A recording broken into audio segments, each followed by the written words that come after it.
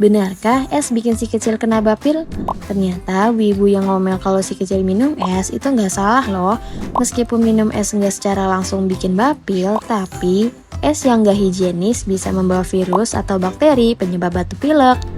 Nah, dinginnya es juga bisa membuat otot saluran nafas menyempit sementara, memicu iritasi dan batuk.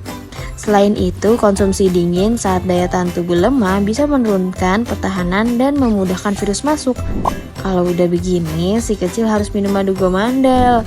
Soalnya, gomandel bisa membantu meredakan batuk pilek pada si kecil. Pembelian madu gomandel bisa langsung di sini ya.